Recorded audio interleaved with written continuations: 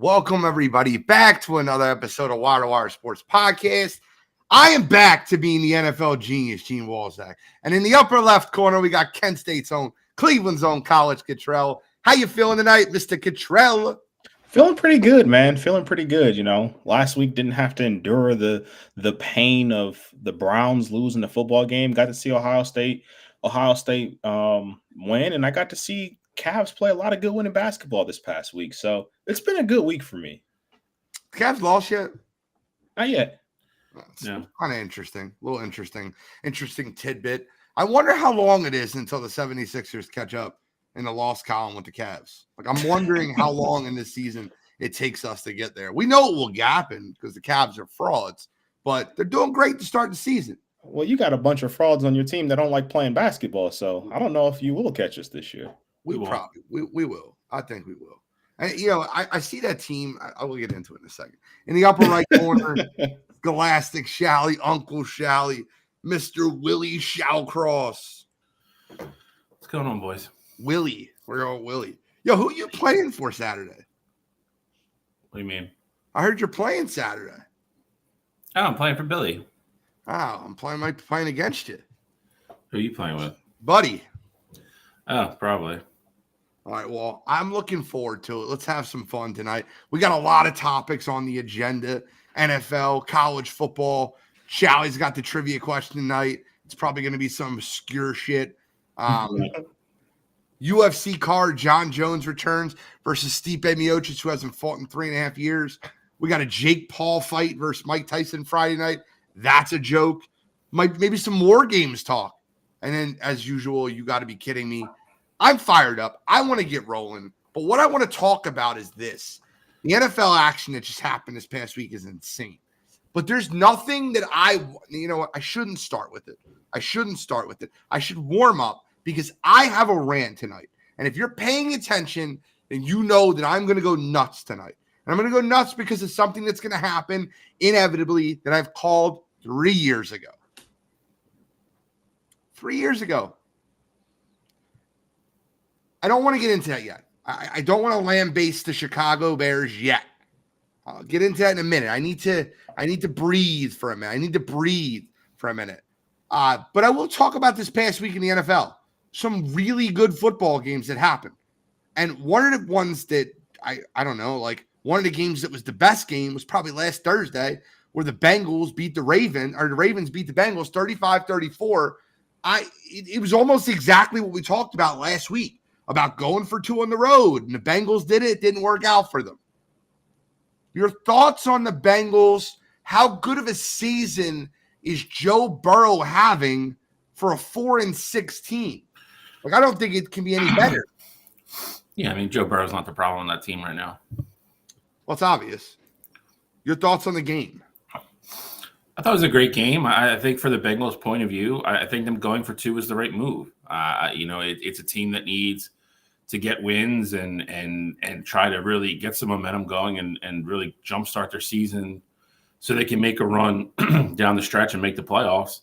To go and try to steal a win against Baltimore, I think it's the right move. I think it's the right call every step of the way. I don't think you want to, go risk the whole overtime thing with Baltimore. I mean, Baltimore, the way they were moving the ball in that game, and Cincinnati's defense has been their biggest culprit this year. So, I mean, you can't risk going to lose a coin toss and giving Baltimore the ball, maybe not seeing it. So, like we say, you put the ball in your best player's hands and hope you can make a play and get a 2-point conversion and steal a win. Didn't turn out that way, but I still love the call.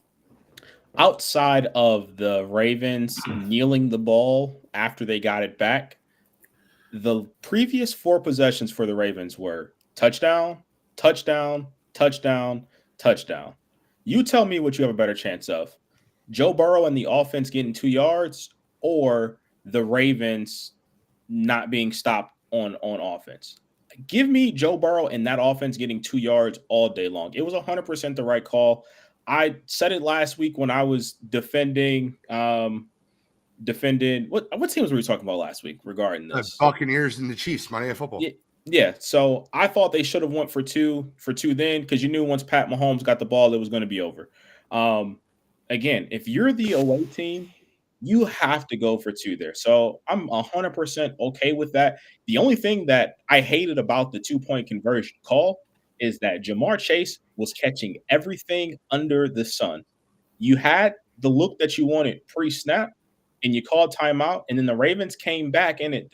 When they came out of the huddle, they came back in the exact same formation. So you knew on the boundary side of the field, you had Jamar Chase one-on-one with the corner over there, and he was getting no help. They showed it to you the first time, and then they came out and showed it to you again. I don't like that they didn't look his direction there, because even if you go jump ball, at that point, 50-50, one-on-one with the corner, I like my chances with Jamar there. But I would have designed a play to get Jamar Chase the ball, especially with the kind of game that he was having. But outside of that, love them going for it there. I think that was the right move. And although they didn't win, I think it's still the right move. You know what I find interesting about your whole breakdown of that 2-point conversion? You didn't mention one thing about the fact that I thought Mike Gesicki absolutely got abused on that play. Now, what I wanted to ask was this. Do you think it's a good no call because it's game on the line? You have to win the game. But by the letter of the law, he got destroyed on that play. That was an absolute foul. I say it all the time.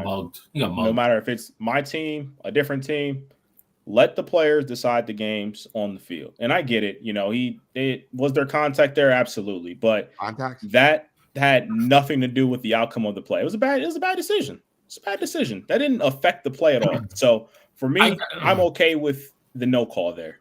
I think there has to be levels to it, though. I agree with you. I don't like refs deciding games. I've always firmly been on the other side of that. That being said, it's different than him getting off the line and there being like a little tug of the jersey or, you know, grabbing the dude's arm for a second. I mean, the guy damn near tackled him. I mean, like there has to be. There has to flop. That didn't help his case either. Flailing the arms up in the air doesn't help you in those situations. I'll tell you. I don't disagree with that either. But I'll tell you, between that and then Joe Burrow just getting blindsided, 2 seconds after he threw the ball, I don't think both of those things can not be called at that stage of the game. Yeah, like there has to be some give and take there. You can't just be like, you know what, it's the last play of the game. We're just going to go do whatever we want and hope. And the refs are just going to swallow their whistles and hide their flags. That can't be the mindset either. I'd say I'm more upset about the non-face mask call there. And granted, it's back-to-back weeks now that this has happened. Seemingly, on Thursday Night Football there, we saw in the Rams and Vikings game a week ago or 2 weeks ago, whatever the case was. And I mean, I think that's something that the league needs to address in the offseason. You want these games and you go back to replay and you have the assisted views and all this stuff. But then in the tightest moments, you get calls like that missed. So I think the face mask on Burrow was more egregious than that hold that was on Gesicki. I just don't like the hockey mentality in football because it's too. Yeah, like the play. I get it. Yeah, like hockey in the last 5 minutes of a playoff game, you have to damn near murder somebody to get a penalty call. Like if you don't hit somebody in the face with a stick, or it's an egregious cross check to the neck or something like that, they're not going to call it. And I don't think football could do that because it's too much of an advantage for the defense at that point to just mug guys off the line and know the refs aren't going to call it. Because I promise you, if it was the other way around, if they would have ran some jet sweep or something and, a Bengals lineman grabbed one of the Baltimore Ravens linebackers or ends like that, they would have called holding. I promise you. And that's where the balance has to be. It has to be leveled out. And to Cottrell's point, with replay and everything else, if you're sitting there watching, a top 3 or top 4 quarterback get smoked like that, somebody's got to be able to buzz down and be like, you guys missed this. Like, we have to call it. Like, it can't be everybody just be like, all right, cool, game's over. We're just going to watch this play and see what happens and nobody do their jobs. Like, that can't be the issue. All right. So before we move off that, because I'm going to move off the game, but Lamar Jackson had another tremendous performance. And I think it's no surprise to either one of you guys that he's the MVP favorite right now in the season.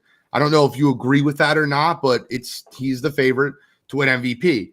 I wanted to rattle off the next 6 to hear your opinions on the next 7 guys, because there's a guy tied at 2,000. You want to play the guessing game, or do you want me to just rattle them off? Well, Josh Allen has to be there. Pat Mahomes is probably there, although he shouldn't be.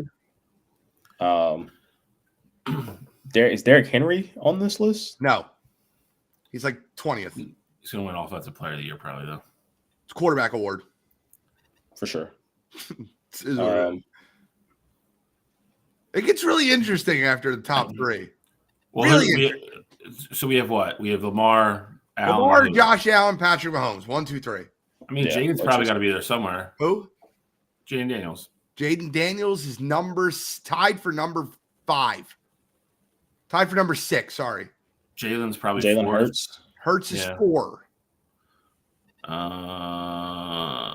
What other quarterback should be? There's 3 other quarterbacks you're missing. CJ Stroud? CJ Stroud is not in it. He's number 10. He shouldn't be, but okay. Trying to go through teams here. There's really nobody that Okay. There's one guy, his team's doing really well. He's efficient. It's an easy one. Jordan Love? No. Same division. Doing efficient. Well, Darnold? No, Jared Goff. And then there's another guy who is Jekyll and Hyde, man. He's some weeks he's great, some weeks he's not. He just had a really good week.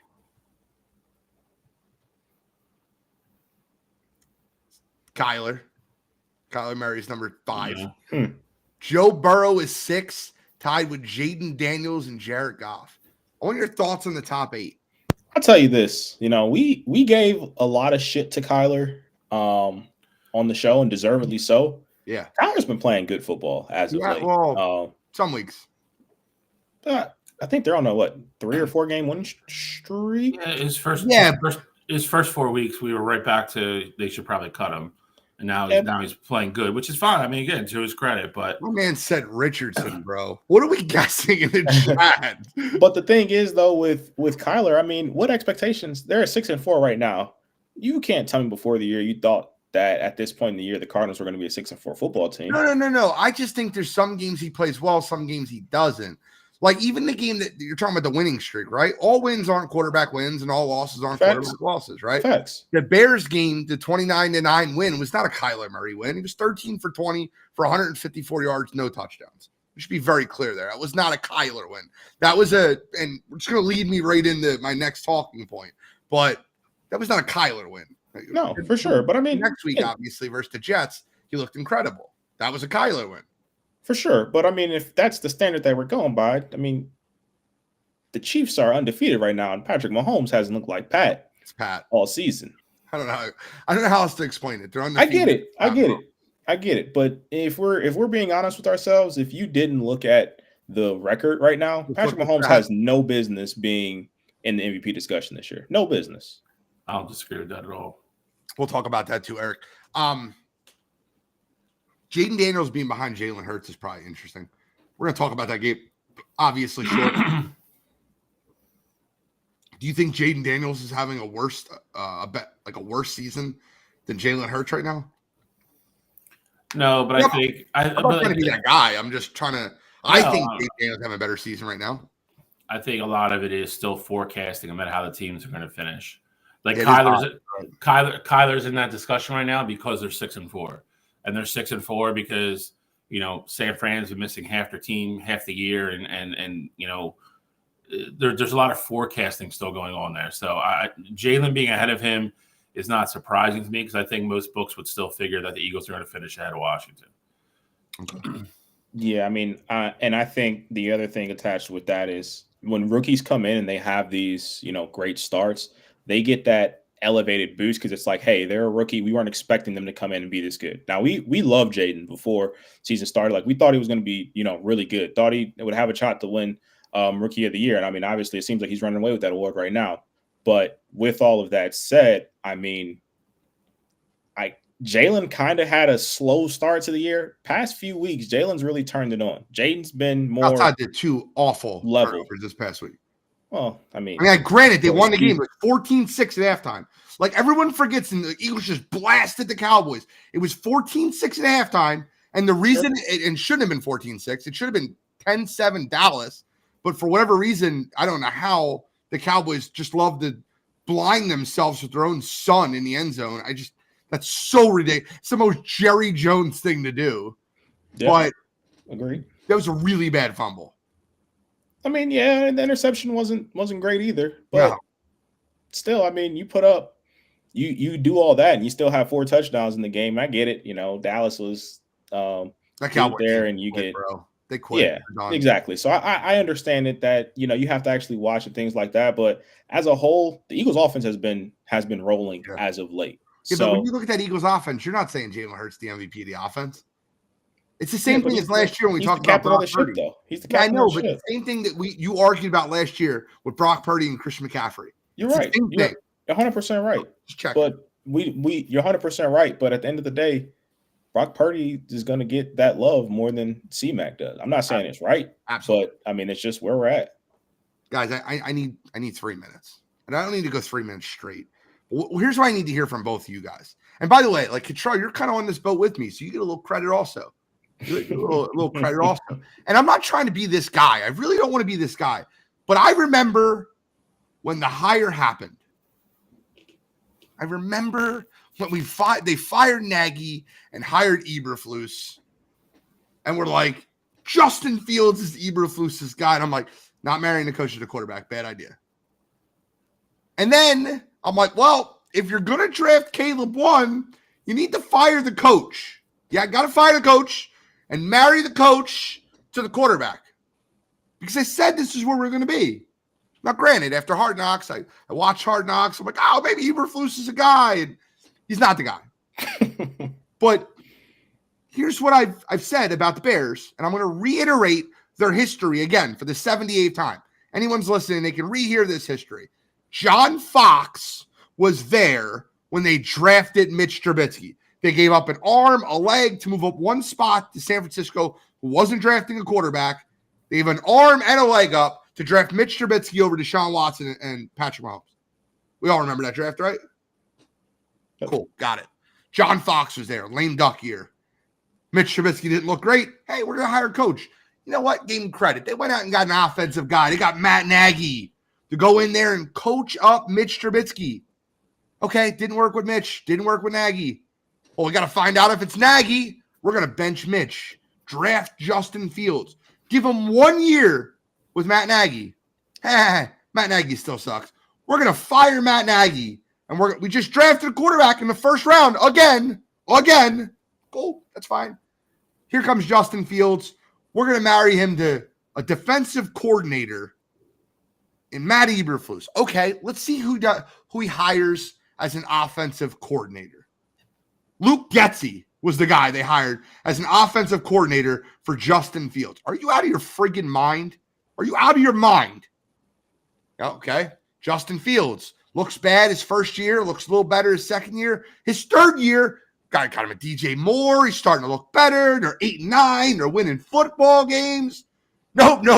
Done with Justin Fields. We locked into the first overall pick because Carolina was the worst team in football. So what we're going to do, we're going to get rid of Justin Fields. We're going to overplay our hand and ask for 2 first-round draft picks, a first and a second. They got offered a third from Atlanta. From everybody that's credible, Atlanta offered them a third before they signed Kirk Cousins. What'd they do? Overplayed their hand. They let out that they sent the playbook to Caleb Williams in February. In February, he had the Chicago Bears playbook. Well, people found that out. They're like, well, we have to draft. They're drafting Caleb Williams. We don't have to give any value for Justin Fields. They're overplaying their hand. They get rid of Justin Fields. Last year of Matt Eberflus's contract, they marry him with Caleb Williams. And you know what? We're going to get him a shiny new coordinator. Shane Waldron is going to be your new coordinator. That lasted, 8, 9, 10 weeks? He's fired. Matt Eberflus is in a lame duck year. And what are they going to do next year? Cottrell, help me and tell me what the Bears are going to do next year. They're going to fire Matt Eberflus. And what are they going to do? Hire another guy. And this is what I'm talking about with the Chicago. I'm ready to say it. They're not. Listen, the Browns are a bad franchise. Been a bad franchise for years. Cottrell will admit that. Carolina Panthers are a bad franchise. They've been a bad franchise forever. Bill would admit that, right? Bad franchises. There's a lot of bad franchises. Jacksonville Jaguars, bad franchise. Been a bad franchise for years. The Bears are the worst franchise in football. The worst in football. They just never learn from their mistakes ever. And by the way, you got this rookie quarterback in Caleb Williams. You know what? Let's get him DJ Moore. You already have him. We'll go sign Keenan Allen. You know what? We'll use the 9th pick for Rome Odunze and get him a third weapon. That was a mistake. They got the 30th ranked offensive line this year, 32nd last year. I don't know. Maybe draft a tackle or a guard. Maybe protect your quarterback. This franchise sucks. And if I was a Bears fan, bro, I watched what's the guys from Barstool? That one guy's a Commanders fan. Forget the show. But he gets on there and they're like, Caleb Williams is the worst quarterback in this draft. He's worse than Drake May. He's worse than Bo Nix. You guys are morons.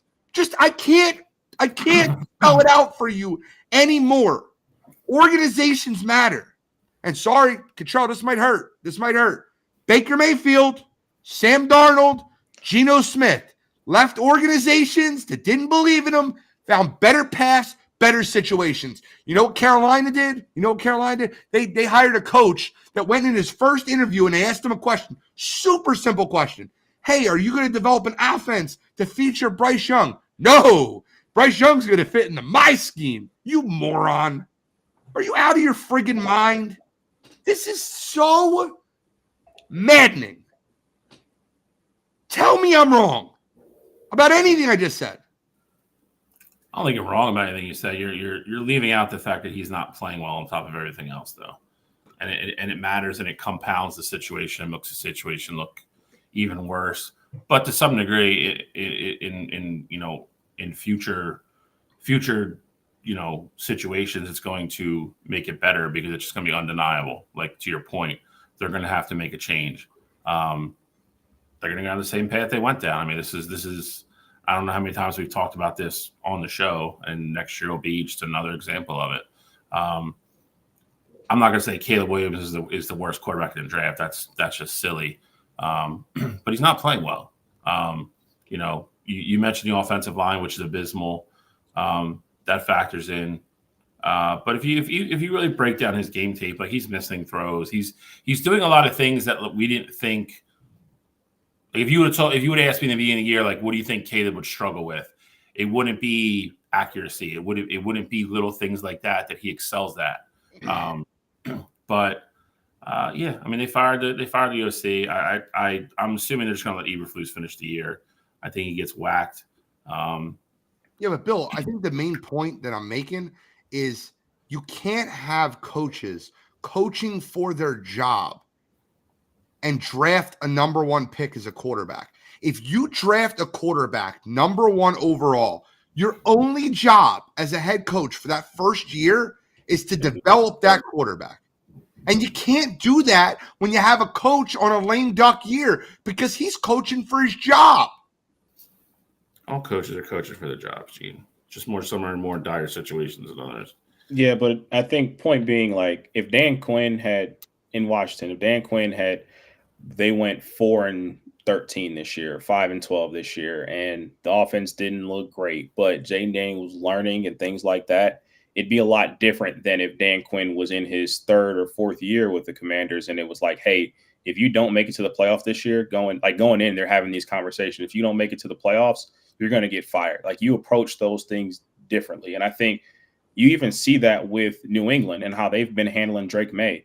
First 8 games of the year, or however many games Jacoby Brissett started up until the injury happened, and then the benching. Ultimately, you were seeing that the Pats weren't focused on winning football games. If they won, great. Like when they beat the Jets, great. They weren't. That's not a Pats team that's trying to actively make the playoffs this year. Now, I'm not coming out there and saying that they're trying to actively lose football games, but they're realistic with themselves. They know that Drake may be more talented than Jacoby Brissett, but they feel like it's in Drake's best interest moving forward that he sat behind Jacoby and he was there to learn. And now they're playing them, and they're not asking him to do a whole bunch. They're asking him to, play within the scheme there, and whatever comes to him, like, happens. And they want him to learn along the way.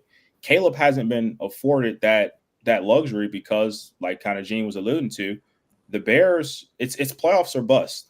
Eberflus has had his time there, and they're not focused on the development of Caleb. They're focused on how can they win football games, whether it be Caleb throw the ball 50 times and look awful while doing it, or he throws the ball 20 times and looks great while doing it. Their only focus is winning football games this year. With all that said, I do think the one thing that's a little different is that no matter even if they fired Eberflus last year, I do think whoever comes in would have still they would have, no matter what, had Caleb Williams on the roster. Maybe they kept Justin Fields, but I'd say the majority of people, if you had that number one pick and you're in the market for a quarterback, you were taking Caleb Williams over everybody else in that draft. I think that's the one thing that makes this situation a little bit different than a Trubisky or a Fields. And as much as we loved Fields, we know he's not the guy for everybody's scheme. As much as, they loved Mitch. Yeah, but if you were going to draft Caleb Williams and you made that decision, the decision had to be to fire Eberflus and start over with a brand new coach. You could not keep him as your head coach on a lame duck year, because the first year, listen, the only way the Bears can fix this, there's one way they can fix it. They need to open the bank and give a blank check to Lincoln Riley and say, please coach us, because that's the only person that they'll be able to develop with Caleb Williams at this point that's going to be linked to him.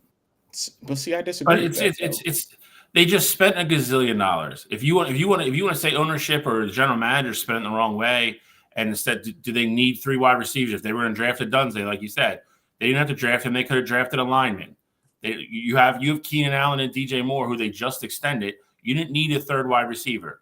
You signed DJ Moore quit on the team this past week. Walked off the field. Just like, I'm done. Okay, but part of it, and if you read between the lines there, part of it is there's frustration with Caleb as well. Yeah. So again, it's to Cottrell's point. There was going to be no situation where they sat Caleb this year, and maybe that's what they should have done. But when you draft a number 1 and you have pundits across the country, every show you turn on, he's the next Patrick Mahomes. You guys both picked him to make the playoffs, did you not? I did. Okay, those were the expectations. So at that point, when that is all said and done, Matt Eberflus can't go to ownership and go, hey, the guy you just took number 1 and mortgage the future on, yeah, we're going to sit him for the first 8 games like New England did with Drake May. That's not a conversation that was had because it was never an option. That kid was going to start under center week 1, no matter what. Yeah, but that's the point. You can't develop him when you're going to start him week 1. He's a rookie. Oh, Nick's developed. He's starting week 1. Oh, Nick's is throwing the ball 3 yards every attempt. That's not what they're trying to do with Caleb Williams. And Drake May, to New England's point, to Cottrell's point, they're not trying to win football games. That team is not in a position to win football games with that roster. Chicago is. Chicago spent a ton of money on the defense. They spent a ton of money on the offense. Their goal this year was to go out and compete, and they thought they could do that because they were drafted Caleb Williams number 1. Now, that being said, with every quarterback ever that gets drafted, there's growing pains. I don't blame that on Caleb Williams. Nobody should. Jaden Daniels is having ever rookie season for a quarterback. You can't measure it against that because that's a one-off crazy situation. That doesn't happen all the time. It's the median, and that's where Caleb is right now. He's in the middle. They can't run a full playbook because he's not comfortable with it yet, and they don't have weeks where they can just be, you know what? If we lose this week, it's okay. I'd rather go out and install this and run this over and over and get Caleb okay with it. They don't have that option either because they're trying to make the playoffs. I think the part that you're missing that I'm saying is, Bill, they should not have had the aspirations of making the playoffs year 1 of Caleb. They should have fired the coach and had a brand new coach with Caleb and allowed him to develop for a year. And if they make the playoffs, great. Look what Washington did with Jaden Daniels. That is the blueprint. They hired a new coach, a new offense coordinator, and they drafted a quarterback. They married the situation. Look last year, successful situation happened with C.J. Stroud. They hired a new coach. Bobby Slowick gave him a lot of money to be their offensive coordinator. And listen, the winning followed that. The winning follows when you do things the right way. When you have a coach that's coaching for his life, the year you draft a quarterback number 1 overall, it's differing opinions, right? One guy needs to win football games at all costs, and the other guy needs to develop. And that's what the Bears should be doing. They should be developing their number 1 pick. Bryce Young's a perfect example of that. They should have developed him. They didn't develop him. And I'm Agreed. telling you, the point that you're missing that I'm making, that is not Matt Eberflus's decision to make. That's Correct. It's Ryan Pace. It's an organization. I agree. It came from ownership as well. So, yeah, Matt Eberflus and Caleb Williams are both in shitty canoes, but in the same river. He was expected to come in and be God, and Matt Eberflus was told out and go win a bunch of football games and make the playoffs with a rookie quarterback, or you're going to lose your job. Which is why I said the organization is the problem, Bill. Okay, but you said Matt Eberflus's name more than anything on here. He should have been fired last year. Okay. And I think the quarterback. I think the one thing though that I don't want to put on Caleb is I think that you don't necessarily, it doesn't have to be Lincoln Riley. I think you've seen there's so many great offensive minds in this league. When you have a prolific quarterback, a prolific young quarterback at that, you want the right guy to get the most out of him. If I'm Chicago, if Lincoln Riley wants to come and be my OC, then yeah, I mean, I take that depending on who you bring in as the head coach. But for me, I make it easy. You got Ben Johnson that's literally in your division that has Jared Goff looking better than he did with Sean McVay, who we all have crowned the disciple of offense the past 5 years. And we saw what Jared Goff was like when he was in LA in that system. And then you also have the guy who just developed CJ Stroud, who we just talked about having a great year, and Bobby Slowick. So, I mean, I think there's guys out there that knows what it takes to develop young quarterbacks. Control, you're right. You're right in what you're saying. But my point is this. When they get hired for the Chicago Bears job, they have no relation. They're not married to Caleb Williams. For sure. They didn't draft him. So their argument to ownership is like, hey, listen, you gave me this guy. Like, he doesn't have it. Give me another guy. Let me draft my own guy. And what the Chicago Bears seemingly do over and over and over again is that. And then when they draft their guy, they give him 1 year with their guy that they draft, and it still doesn't improve. And they're like, all right, you're fired. And they do the same thing. It's the same recycled bullshit. I get it. It's definition of insanity there. But what I would point to, I think you're going to be in. I vividly remember when Brian Flores was trying to not have Tua be his quarterback. Yeah, and they brought in Mike McDaniel, and he got the absolute most out of Tua. Tua was up there in MVP conversations for a while, and he's shown that he could be a top 15 quarterback in the league, and he hasn't looked as bad with that offensive mind there. I think Caleb has that level of talent where if you just bring in an offensive mind, I think he can adapt to whoever you bring in if it's the right mind. And if you're going to bring in a guy like Johnson or a guy like Slowick, I think that can get the most out of Caleb. So that's why, although they weren't married to him, McDaniel wasn't married to Tua. I mean, there's a lot of relationships that aren't natural within the NFL. It's just the nature of being the Bears that you have to root for the Lions to win the Super Bowl. Seriously, like you have to root for that because that's the only way Ben Johnson's going to leave the Lions with the amount of money they're paying him. See, that part I disagree with. I think if he ultimately wants to be an NFL head coach, you're not going to get handed better keys to a franchise in the time being than what the Bears. Football. But they're willing to spend money. They have a young superstar quarterback, and I'm sure if the Lions, I'm sure he scouted them, is what I'll say. Yeah, and I'm sure he believes that Caleb has a ton of talent. So you have ownership that's willing to spend money. You have a good defense. You have the pieces on offense. All you got to do is figure out ways to have the quarterback have success. Yeah. And you're going to be perfectly fine. You're familiar with the division already. You know what it takes to beat the Packers. You know what the Lions want to do. And I'm sure you probably think the Lions offense is going to get a lot worse with you no longer being there. So I think that'd be a great decision for him. All right, gentlemen, let's get into a couple big games that happened this week. Listen, Thursday Night Football. This is not an Eagles show. This is a national show. This is one of the games of the week. The Washington Commanders at 7-3 are going to take on the Philadelphia Eagles at 7-2. Thursday Night Football in the link, short week. Guys, where is your temperature on this football game? I'll be there. I'll be at the game. What, Cottrell, from an unbiased outsider's opinion, how do you see this game going? I think the Eagles are the better football team. I think that with the way they've been competing offensively, this game shouldn't be a problem. But I do think Washington's a little pissed about how they ended last week. I'd imagine that Marshawn Lattimore should play this week as well. And I think this game's going to be tight.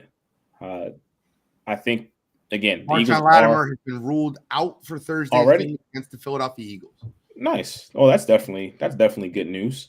If you're an Eagles fan. But with that said, though, I mean, defense has been playing a lot better for the Eagles as well. I'm rolling with the Eagles to win, but there's something about Jaden Daniels, like he's definition of a gamer. We talk about a lot of players being gamers. Jaden Daniels does exactly what he wants to do every time he's on that field. So I like the Eagles to win. What's the spread at? Do you know? 3.5. 3.5. I like the Eagles to win, and I like them to cover. I think it's a touchdown kind of game, but I think it's really entertaining. Shally, how do you see this game going for Philadelphia? I think the Eagles are going to win as well. I think a lot of Cottrell hit on a lot of the big stuff for me.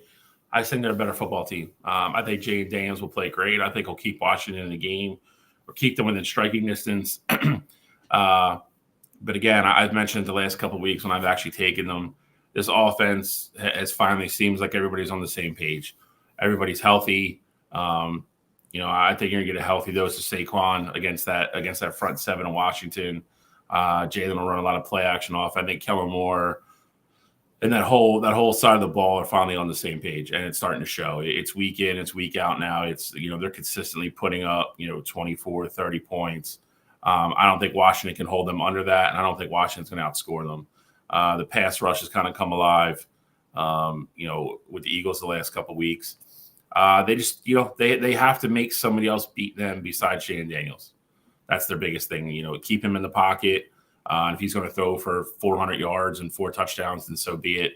They just can't let him get out on 3rd and 2s and turn them into 15-yard gains. And that's what a lot of teams are struggling with this year. He's extending plays and getting a lot of first downs, getting an extra set of downs, running off, an extra 2-3 minutes off the clock, all because of his legs and his athleticism. So, they got to keep him in the pocket. Pittsburgh did a pretty good job of it. They're the only ones. I don't think our front four is quite Pittsburgh. But that being said, I think the Eagles have a game plan. I think Vic Fangio is going to give them a lot of different looks. They'll probably bring a lot of blitzes from weird places, probably stuff he hasn't seen yet. But I like the Eagles to win. Same thing as Cottrell. I think they cover. I think it's probably, maybe 31-21 games, something like that, somewhere in that range. I actually think Chicago wrote the blueprint on how to slow down Jaden Daniels. I really do. And I think the Eagles defense as a whole and Vic Fangio's system resembles a lot of what Chicago runs. They have that CB1. They have a couple linebackers that are playing really good football, and they got the edge rushers to contain. For Eagles to win this football game, Bryce Huff, Nolan Smith, those edge rushers, those speed edge rushers have to keep their lanes and contain. You have to contain him in the pocket, and you allow your cornerbacks. By the way, Quinyon Mitchell is special, man. Every week I get to watch that guy play football. He's better and better each week. You line up Quinyon Mitchell against Terry McLaurin, and you allow the defense to contain. The job needs to be to make Jaden Daniels throw from the pocket. Brian Robinson Jr. hasn't played the last few weeks. If he plays this week, he'll be coming back early from injury. Austin Eckler's no home run hitter.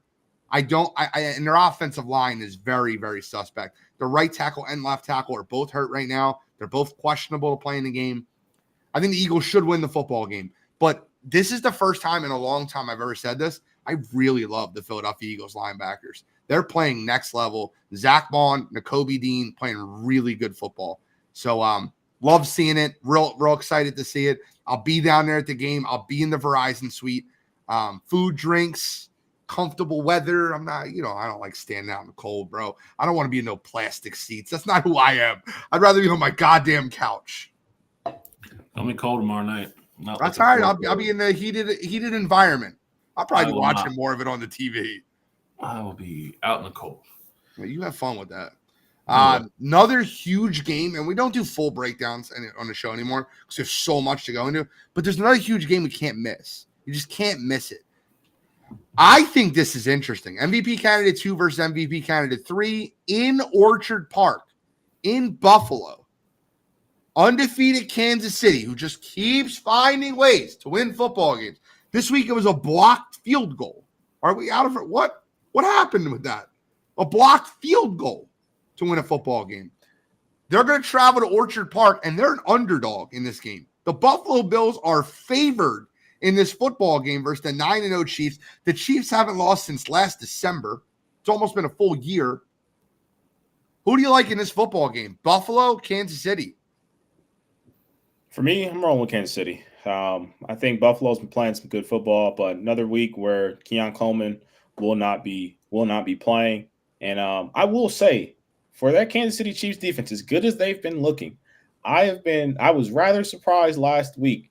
Trent McDuffie got beat quite a few times by Cortland Sutton in that game. I was very surprised to see that. So, but with that said, I mean, I still think that Chiefs defense will do enough to keep Buffalo out of the 24+ range, and I think they do enough on offense. So I think it's another nail biter, but ultimately I'm going to go with like a Harrison Butker walk-off here, and I like the Chiefs to keep it rolling. They keep finding ways to win football games they have no business doing. Charlie? I'm actually going to go the other way. I agree. The crazy thing is I agree with a lot of what Cottrell said, and that's where I struggle with this one a little bit. I think Buffalo being at home, I think they find a way to squeak this one out.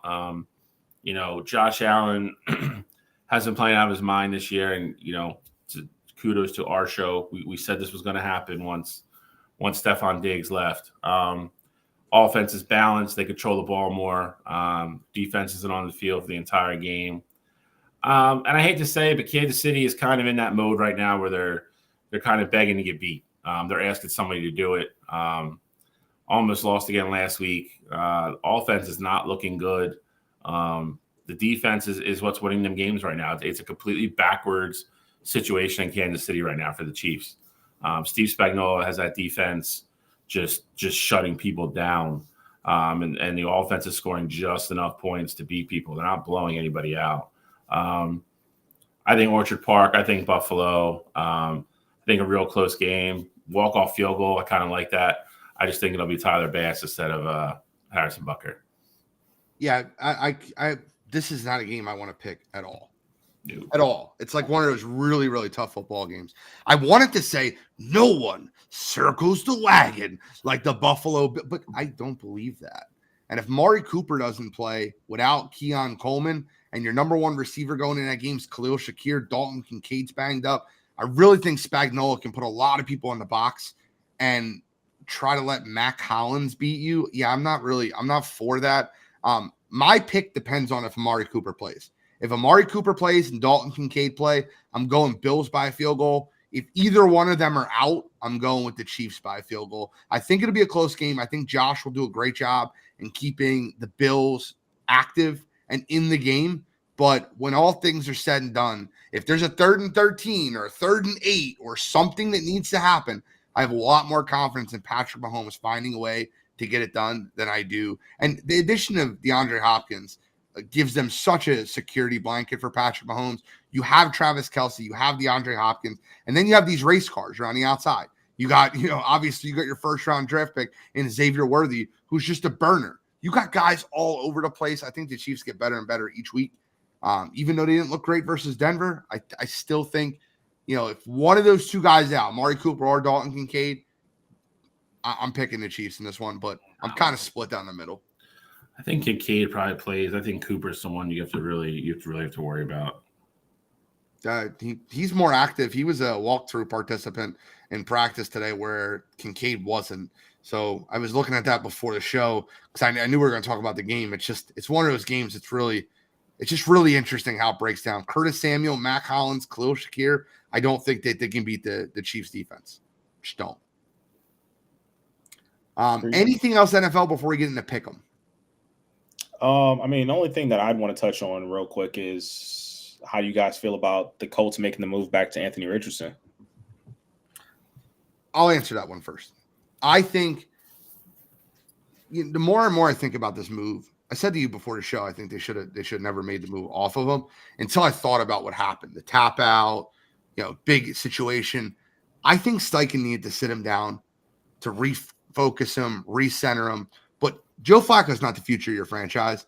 And at this point, the way he's looked the last couple weeks, yeah, I think it's the right move. You want to get him back in there. You want to get him more experience. Now, the big thing is, does Anthony Richardson have to buy into those wide receivers?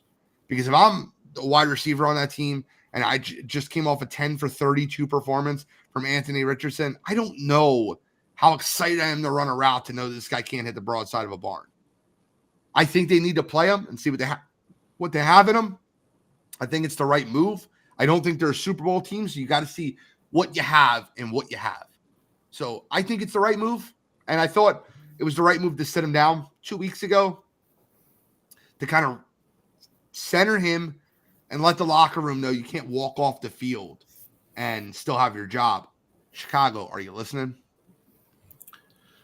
Yeah, I mean, I agree. I mean, I think sometimes, when you kind of like Gene said, you have to center, you have to sit people down and center them and kind of let them take a step back, and you need to humble them a little bit. When you're tapped to be the guy and you're the first round draft pick that they moved up to get, and thinks he's going to be the face of the franchise. You have to know. You have to know. Sometimes there's certain things you have to do. To Gene's point, if you're going to be the leader and the quarterback of a team, you have to be professional. You can't be tapping out. You absolutely, on question, have to be a leader on that side of the ball.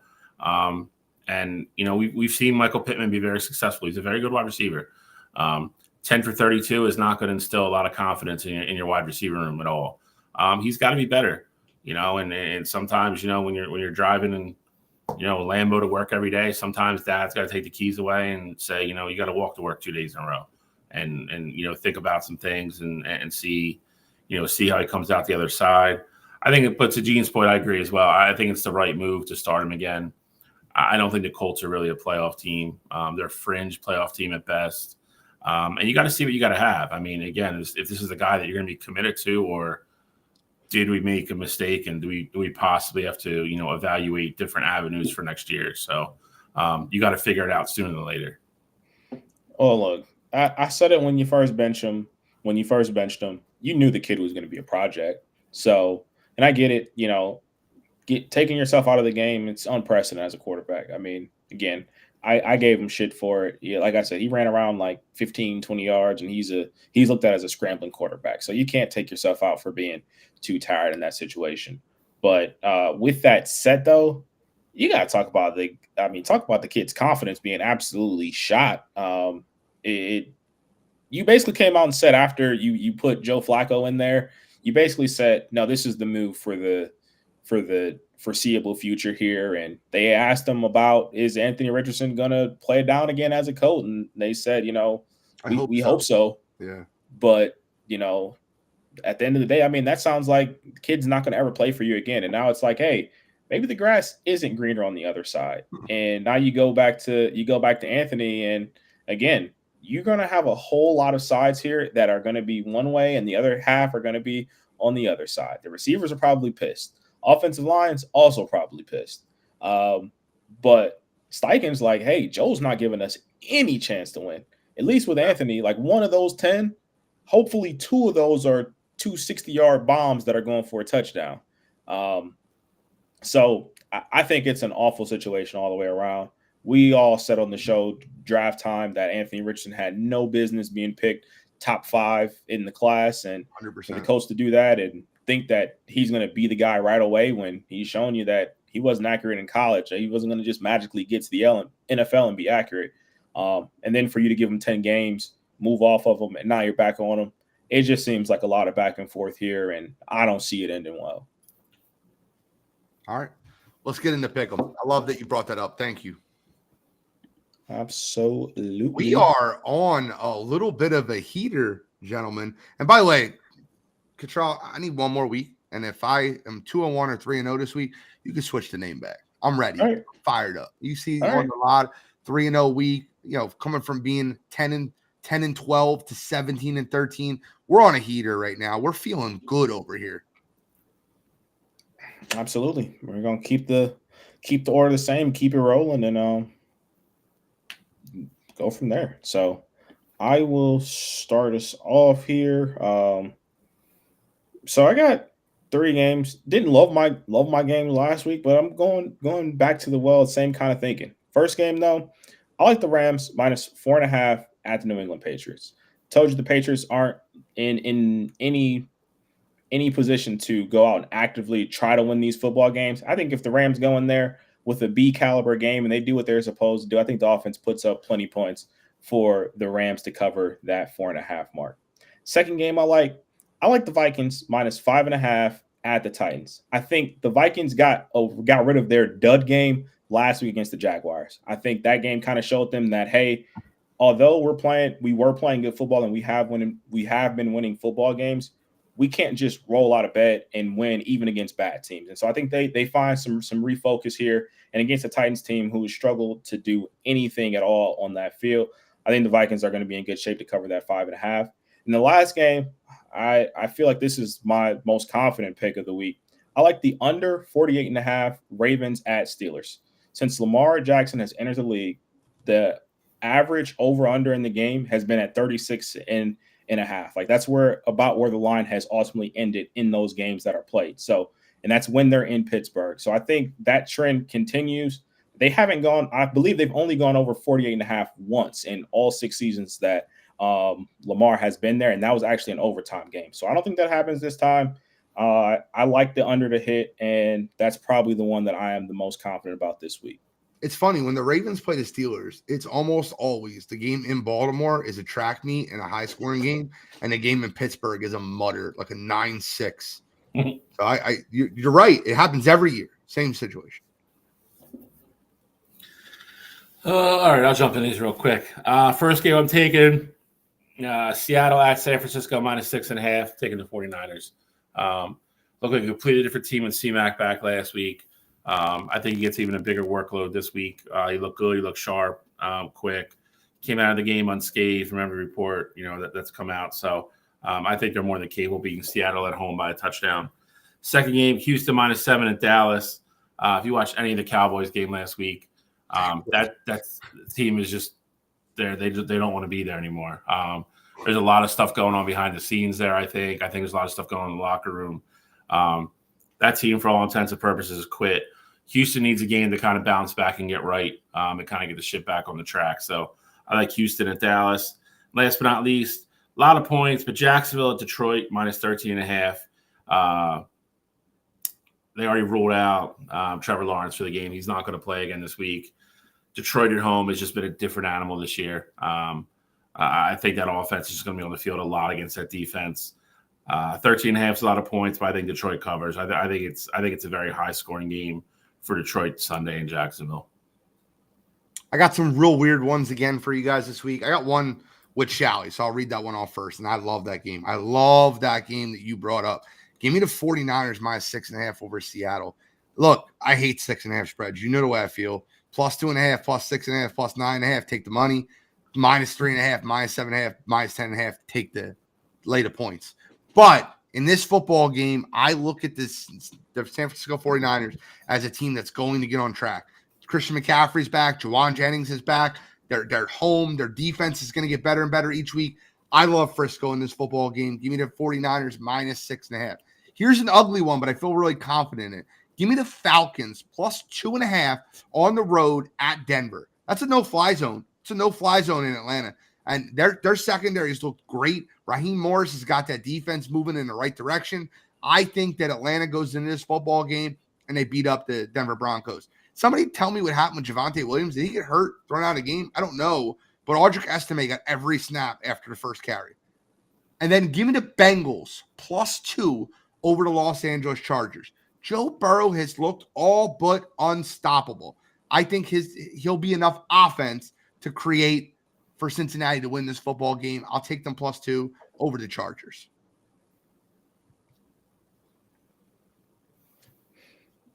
Did Javonte Williams get hurt? I don't know what happened in that game. Audric Estime just took his job? Yeah. Okay. The funny thing about that, though, is that even before the year, Javonte Williams' job really wasn't that safe. They loved Jaleel McLaughlin even before. So I think now just given another reason. I don't know what Javonte did, but He's not had job security back there. Nope. All right, well, it's trivia time. Let's get it. Let's get it up. It's trivia time. All right, chat's turned off for me. Ready to rock and roll, baby. Ooh. Did we not go back to check to see if I had 13? I didn't check. I will check today. I still think you have 13. I just don't want to edit until I'm sure. Copy that. All right. Well, in lieu of college basketball season starting, Shit, I'm done. no, we're good. We're not doing college basketball. Relax. More of an NCAA thing. I think this will go very quickly. This will go very quickly. Okay. Top 10 schools with the most national championships of all time in all sports, both male and female. Wow. Okay. Gene, would you like to go first or would you like to defer? I think I should go first because I think there's an easy one. UConn's got to be up there with all the women's ones. The men's and women's, you said, right? Yep, everything combined. Okay, I'll go UConn. That is not in the top 10. It's a great start for me, by the way. I will go with the Ohio State University. Not in the top 20. Wow. Okay. So I got a lot in the chamber. I don't have a lot in the chamber. I have no idea what direction to go. God damn. Give me. I know they won a lot back in the day in football. I don't think they've won many in basketball. Whatever. Give me the Fighting Irish. Give me Notre Dame. Not in the top 10. Jesus Christ. I feel like I got a guarantee one here. Give me UCLA. That's UCLA is number 2 with 118 national championships. That's crazy. Man, you said you think this is gonna go easy. I don't know where to go. Shit. So there's the top 10. There's 2 teams, 2 schools tied for 11th. And I would say out of the top 12, 11 of the 12 are considered like powerhouse programs. Okay. I don't know if that helps me at all. I got quite a few here. I'll go Alabama. Alabama is not in the top 10. This is not starting well for me at all. Bill, I don't know if you would pick this question if Michigan is not on the list here, so I'm going with Michigan. Michigan is tied for 11th. So they're not top 10 then. Nope. Okay, so there we go. Now, is it all college sports? Yes. That's what he said. Like, is wrestling count? Yes. Penn State. Penn State is number 5 with 51. Because the wrestling, that's it.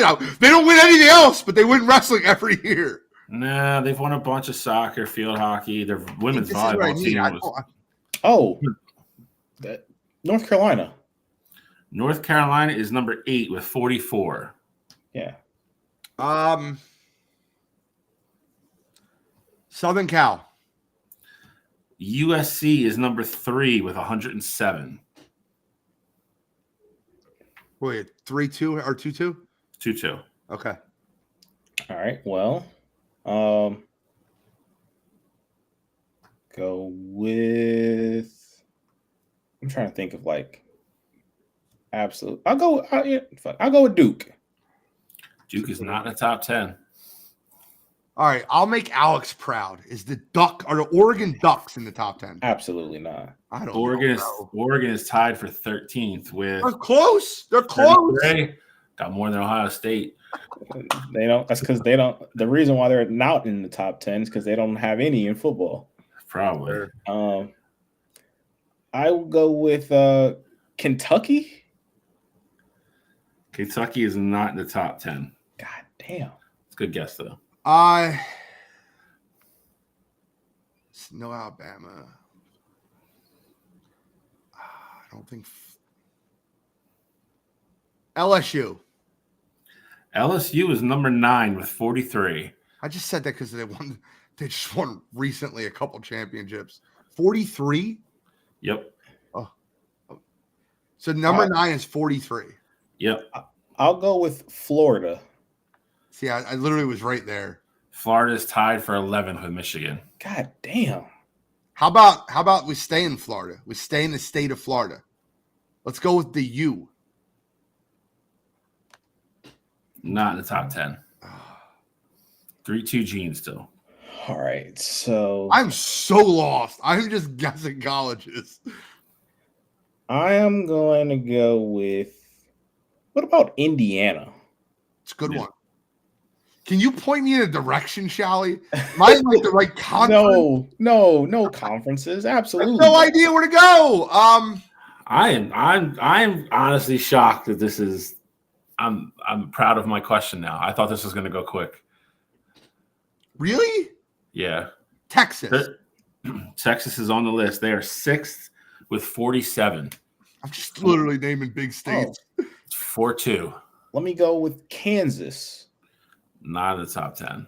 Golly. Okay. I had you Southern Cal, so California is probably gone. Jesus. Navy. They won a lot of college football championships. It's a good guess, but not on the list. No. Okay. Well, that's probably all they win. You're right, but I don't know. They won. It was them and Notre Dame won every freaking national championship for the first 20 of them. Yeah. From like 1900 and 1950, there was only like 8 college football teams. That's it. I don't know where to go. I'm just going to keep naming states. I'm lost. That's it. Oklahoma. That's They a good gotta one. be on the list. Oklahoma is not on the list. Bro, what? I don't know where to go. Oh, I got it. I think I got another one. Did we say Kentucky? Did we say them? I just Yeah. want. All right. Let me. I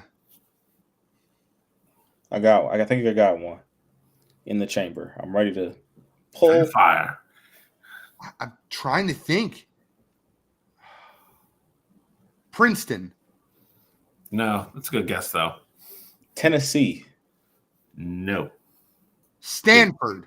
Good guess though. Stanford is number 1. What? I just started naming Ivy League schools.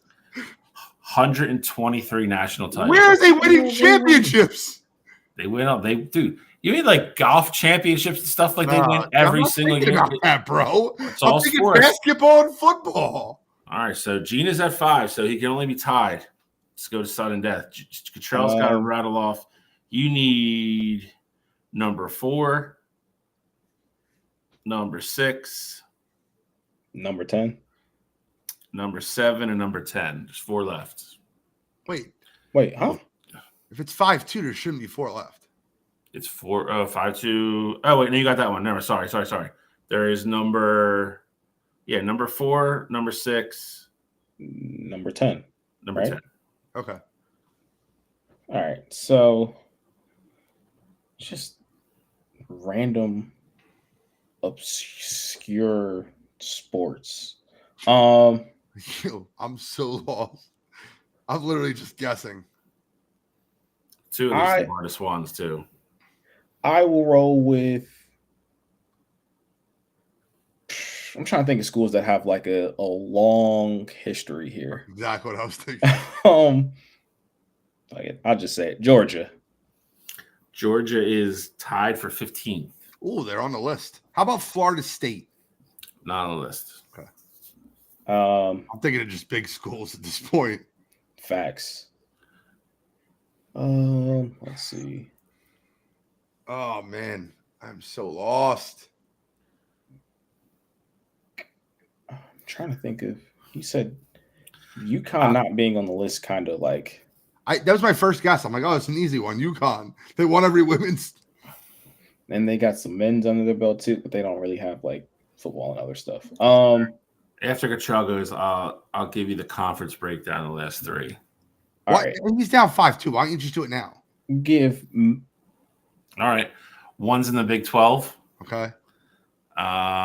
One is in the SEC. Okay. One's in the Pac-12. Big 12. Wait, there's only like 2 teams left in the Pac-12. I know. I just realized that after I said it, and you already got the other one. No, he didn't. Yes, he did. Stanford's in the ACC. All right. Well, then they're okay. Well, then they're in the ACC for football. You should know this, Cottrell. I still don't know what team it is. All right, so if you don't know what team it is, then I can leave that alone. Let me try and take off one of the other ones. So I just see Big 12. No, I was about to say something foolish. Go Colorado? No. Nope. SEC. That's how I'm gonna. Texas A&M. Nope, that's a good guess. I think they're like 17th. Okay. All right. Wait, the other Pac-12 team. Hold on. All right, good. Shut up. I'll just knock it out. California. Correct. California is number 10 with 38. So you have a Big 12 team left and an SEC team left. Oh shit! I'm gonna run out. You're gonna catch me. I don't know the timer. I couldn't let you think of schools that moved over. So I probably would have got the Cal. I don't know if I can get the. I don't know another Big 12 big team in the Big 12. Well, yeah, you said they're powerhouses. It's a big program. TCU. Nope. I don't know. Utah. Nope. You said Oklahoma already. They're in the Big 12. Oklahoma State. Correct. What? Oklahoma State is number 4 with 52. How? What if they baseball? Baseball. They won. Yeah, you're right. They won a ton of golf. SEC is the SEC school Ole Miss? Nope. Arkansas. Arkansas with 46. Wow. That was a tough one, Chow. Plus, I am shocked at some of these schools being higher than others. Like Same. UConn not being in the top. All right, but here's surprised me. Ohio State, Michigan. Here's what I can tell you. Like, what is UConn good at other than basketball? I mean, that's fair. What But I'm thinking like top 10. Like you're probably what was that number at 10? I think it was like 38. I think because 38 because Michigan and Florida both have 35. See, this was a good one. Would that count? South Dakota with like their double A? Does that count? No, it's D1. Okay. Because if it was D1A, Villanova actually would have factored into it too because they've won a bunch. Well, they're D1 and everything but football. But yeah, I get why you can't. Yeah. All righty. I'll double check last week. I'll do it right after the show. Just text me to remind me. Or 2 weeks ago, so I can. Somebody go back to 2 weeks ago and tell me if Shy is 13. I'm kidding. I think he does. I'm almost sure he does. All right. College football. Cottrell, I always rear to you to kind of lead the force on college football. I did my research this week, so I know where we're going on a few of these things. But go ahead, friend. Just because we got a little bit of time here, we normally don't do like full recaps. I don't even think we need like full recaps here. But I mean, you had 2 big games happen last week, and I kind of just wanted to at least touch on them, kind of get your guys' opinion on it. Yep. You had Ole Miss take care of business against Georgia at home pretty handily, 28-10. Okay. And then you also had Alabama go on the road to LSU and take care of business there. The SEC right now is quite literally anyone's to take. But they're going to talk about their first rankings, their first real rankings. Oh yeah, we got the rankings in there too. We definitely got it. We got a graphic for it and everything. But I just wanted to get your guys' opinion on how the SEC looked last week, and just based on those results, kind of a segue into the rankings here. Do you think those SEC schools are properly ranked, or are they getting a lot of love because they still play each other the rest of the year, and the committee wants to try and get in as many SEC schools to the big dance as possible? Can I say something? And maybe my Georgia brethren will be very mad at me for this one. Carson Beck stinks. He stinks. How he's looked at as a pro quarterback prospect is beyond me. He stinks. He's really bad. Like, there's no ifs, ands, or buts about it. I've watched Carson Beck piss down his leg versus Alabama, Ole Miss. I watched him piss down his leg the first half versus Florida. Texas. He stinks. What do we – like, I watched – what's that real nerdy guy, Paul Feinstein, whatever? Feinbaum. I can't stand him. Nobody can. I cannot stand him. It's like, Penn State is 4. By the way, Penn State shouldn't be 4. That's not the point. Penn State 4, Georgia 12. That's insane. Like, does he work for the SEC network? Is he like the SEC? Yes. He is. Okay. He's like quite literally the SEC correspondent. He's a lifelong SEC guy. Okay. That makes a little bit more sense. I just listened to him rant about it. I'm like, what the hell? Have you not watched Georgia play football? For what it's worth, I've said Carson Beck has stunk for the past month. And I think he's the reason why Georgia's not serious title contenders this year. But topic for another day. Bill, what were you going to say? No, I was going to say, I think his play has been up and down. Them losing their two of their starting linemen is really starting to show. He's a kid that's used to dropping back and having 3 seconds every time to throw the ball, and he's not getting that now. And you're seeing him throw a lot of balls earlier, forcing a lot of stuff, and it's leading to a lot of turnovers, and it's leading to a lot of inconsistent play. That being said, this isn't a dominant Georgia defense this year either. I would say as a whole, from top to bottom, they're a very inconsistent team. We had that little swing in the middle of the year where they went and lost to Bama, and then we're like, okay, like, and Cottrell made this point, and I actually agreed with him wholeheartedly. I thought next week we'll see Georgia next week now. And they barely skated by somebody. I can't remember who they played after Alabama. And then the following week, they throttled somebody. And I was like, okay, like there's Georgia. Like there's Georgia. That's what we can expect for the rest of the way. Kirby finally got through to everybody. And then the 3 weeks since then, they've looked like crap. Like they barely got off the bus at Ole Miss. Yeah. They are going to be the committee's biggest issue with seeding.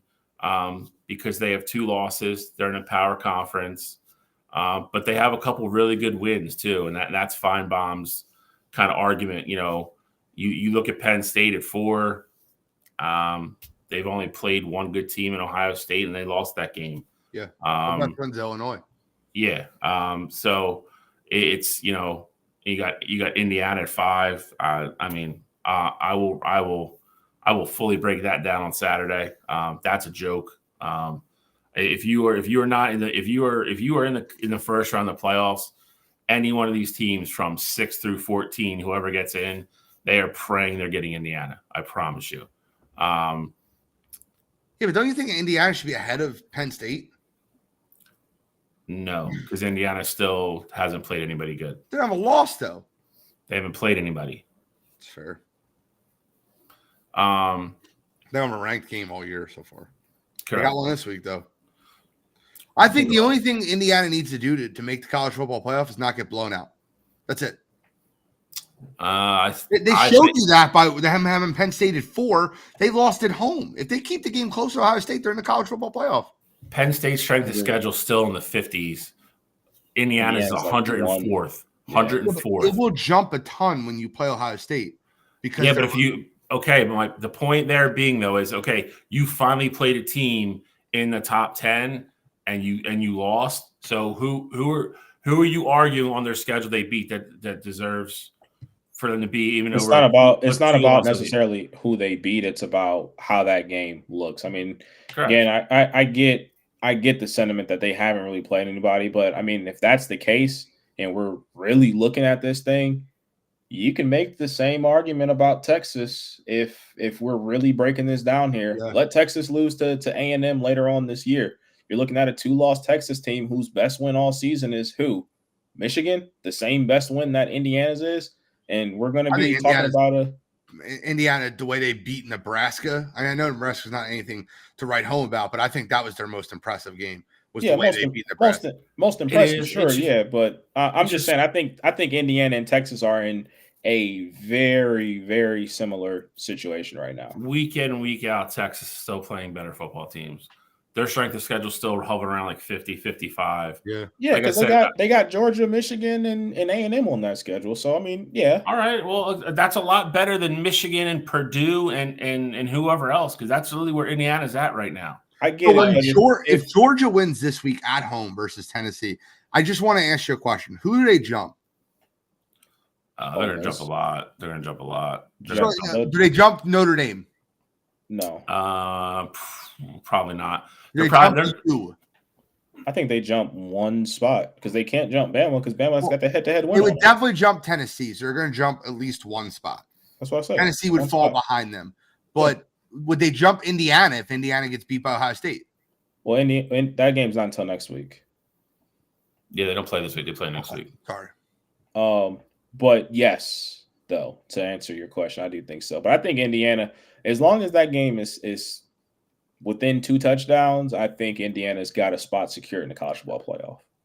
Yeah, I agree. Is there a look ahead line on that game yet? There's got to be. Believe so. Should be like I want to say it was 10.5. Oh, it's not enough. If that's really what it is, I think that's what it was. I'm betting Ohio State right now. If that's really the case. I'm not kidding, bro. Bro, I'm telling you, if they shouldn't even have won the game last week. They're whatever. Let's see. Yeah, it's 10.5. Yeah, that's what I thought. I will be all over that game. The interesting thing is going to be, listen, They didn't Gene's have to win. point. They just need to cover. Not even cover. I think if they lose by 2 touchdowns or less, they are fine. Yep. I think a lot of it's going to depend on what happens other places, but yeah. I think Miami has absolutely no room for error now. They are. Rex? Well, you say that, but all they have to do is they have plenty of room for error. They win the ACC. That's it. They're already. They have to win. They have to get there. They got to get there. They have to get there, and if they lose before the ACC championship game, then their only guaranteed way to get in at that point is to win it, because there's no way they're better than Clemson. They line up versus Clemson right now. I think Clemson's a better football team. Clemson. Did you see Clemson play last week? I think Clemson is going to destroy Pitt this week. I don't think that's going to happen, and I don't think anybody wants to play SMU right now. Facts. So they're going to have a say in all this when it's all said and done. I don't think there's any way the ACC gets 2 teams in, is my point. Oh, no, I agree 100%. There's going to be 1 team there. Tennessee, if they lose, they're gonna fall out.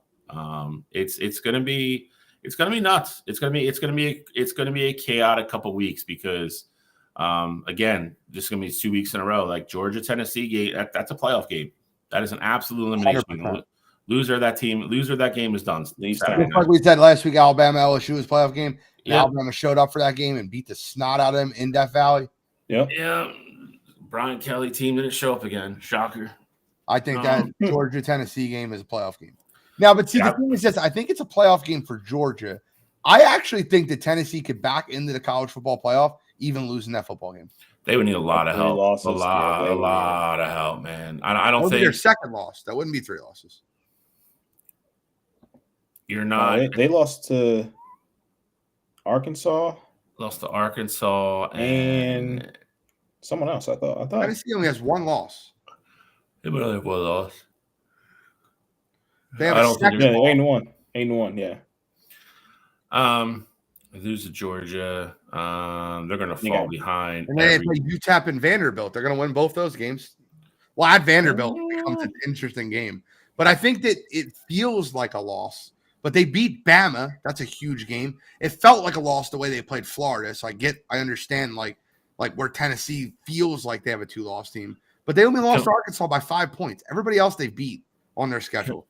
The committee would rather probably Tennessee win that game Saturday, because it creates a lot of headaches if they lose. Because to your point, if they have 2 losses, you can't put them behind Alabama. They beat them head to head, and they both have 2 losses. They didn't play Ole Miss, so it's going to get dicey. It's funny. We're going to go to 12 teams, and there's still going to be a team or two that gets left out here. That's but probably they going can to only have blame themselves. So you have 2-3 losses in college football. It's a fact. I get it. I'm not sticking up for anybody. I'm just saying the biggest thing for the last couple of years is there's always that team number 5 or maybe even number 6 that had arguments to get in, and we'll still have 12 teams here, and you'll still have a team that'll be able to have the argument to bitch. I was just going to say the one thing that can really make this crazy too is I think in the championship games, you're going to see some teams have a legitimate shot to steal some spots, like whether it be A&M versus Texas, well, not Texas, but A&M versus Alabama, or a Georgia versus Alabama. And at that point, Georgia's on the outside looking in, or Ole Miss at that point is on the outside looking in, going up against Texas or Alabama in the SEC championship game. And then even in the Big 12, like BYU still undefeated right now, but I could see Colorado beating them. I could see Kansas State beating them on a neutral site, like in that game.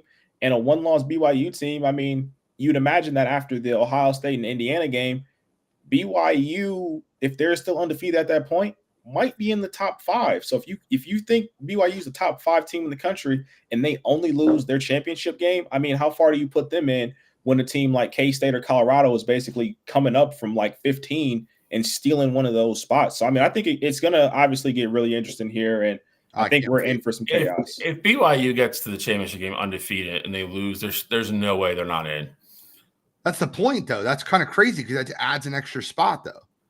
Well, again, like you said, you got no way to blame yourself. If their first loss of the year is at a conference championship game, there's teams that have 2 or 3 losses. That's on them, dude. Ohio State is going to have the absolute sweetheart schedule, because what's going to happen is they're going to be the number 5 in the rankings in the CFP, and they're going to get the 12 who's going to get in. It's going to be like the highest seeded. It'll be like Boise State or like the highest seeded non-conference team. And then they're going to get the number 4, which is going to be Miami or one of those teams. And you're basically going to have almost 2 bye weeks for Ohio State. There's no guarantee Boise State will end up being 12. There's plenty of scenarios where Boise State could end up being 4th. And I 100% think Boise's going to end up as the 4th, get that 4th bye. And you're going to have either your Big 12 champion, or you're going to have your ACC champion have to potentially travel on the road and play the first game of the playoffs. I thought they said the top 4, the champions are the top 4. Top 4 ranked conference champions, correct? Yeah, so like if Boise wins their conference and they're ranked, let's say at the time Miami has 2 losses, but they won the ACC. That. Boise is going to get that. I thought it was the winner of the 4 major Big conferences. 4. Yeah. Yeah. That makes sense. That's interesting. Chaos, baby. Chaos. Love chaos. But this week, I mean, really only one important game, and we kind of touched on it already. You're going to be looking at Tennessee and Georgia. It's the 7:30 game. It's you have other ranked matchups, but they really don't matter in the grand scheme of things. So we only got one preview college football wise. How Missouri's ranked still is just absolutely beyond me. I haven't heard a logical explanation yet why they're ranked. I have a team that's on major upset alert. That's not, it's a ranked versus non-ranked, but I get into that with Pick'em, so I won't. I'm going to shock some people here today. Well, who wants to go first? Georgia, Tennessee. I got Georgia winning the game. I think that Tennessee has had that beat me sticker all over their forehead. They've not played well ever since the middle of the season. You know, they won that game versus Alabama when both teams weren't playing well. I think Georgia goes home and gets the win. I don't think Carson Beck's any good, but I still think that Nico is still young and still developing with Tennessee. I think Georgia's too much at home. I'll take Georgia. I think Georgia wins. I don't think Georgia covers. I think this game is close, horribly close and uncomfortable for Georgia fans. I think Nico keeps them in the game. I think he's gonna make enough plays with his legs. Georgia's defense, like I mentioned earlier in the show, This is not the back-to-back defending national championship defenses that you're used to. They give up yardage. They give up plays.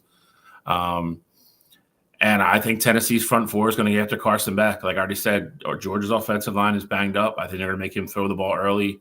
And that is when he struggles mightily. I think this is a field goal game. I really do. And I think it's going to be a 60-minute football game.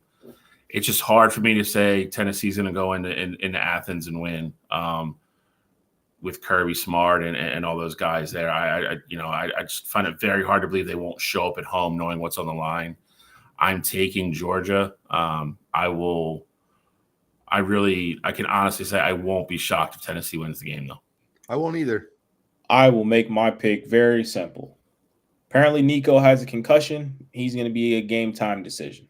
Well, then never mind. Georgia. Nico plays. I don't care if he's half concussed out there. If Nico plays, I like Tennessee to win the football game because I said it last week. Although I picked Georgia, I said if Carson Beck turns the football over multiple times, Georgia will lose. And that's exactly what happened. Carson Beck can't keep the ball in his possession, whether it's interceptions. I mean, he had the fumble and a pick last week. He just is a turnover machine, and you cannot let prolific offenses get the ball extra. Like, you just can't have it. And so I think Tennessee is going to rely heavily on Dylan Sampson, whether Nico plays or not. And I think, if Nico does play, he adds the extra dynamic of being able to take off with his legs. So I like Tennessee to win the game if Nico plays. If he doesn't, I still think this game is ridiculously close for absolutely no reason. One of those ugly games. Carson Beck throws 2-3 interceptions, but Georgia's never really at a point where they're about to lose. But it just feels very ugly.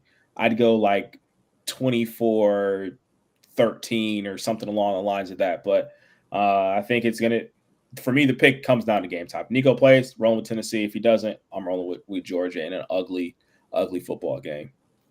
What's more impressive, the Big Ten having 4 out of the top 5 or the SEC having 9 of the top 25? It's so wild.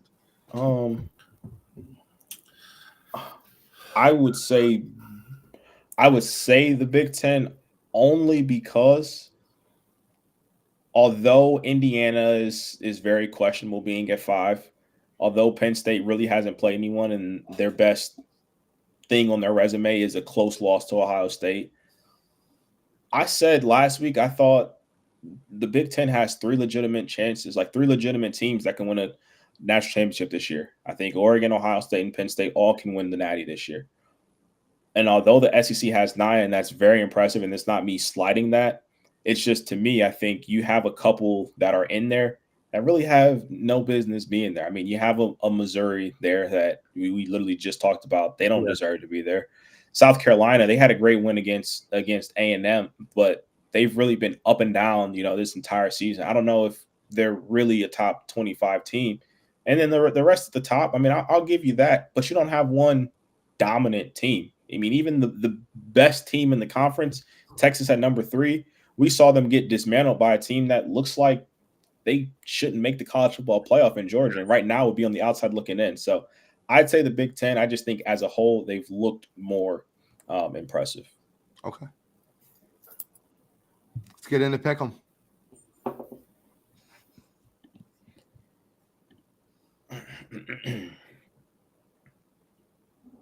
I don't know how I don't improve. I went 2-1 and added 17 Superdog. You did improve. Like I never improve. You did. Okay. You were with us. All right. So I will start as usual. I'll give you my crazy pick last. I like LSU -4 over Florida. I think LSU bounces back this week. It's a Brian Kelly special. Game doesn't matter. Their team's out of the playoffs. He'll beat Florida, who's not really that good of a football team. I like LSU -4 over Florida. I don't care how many points they're laying. I think A&M absolutely wipes the floor with New Mexico.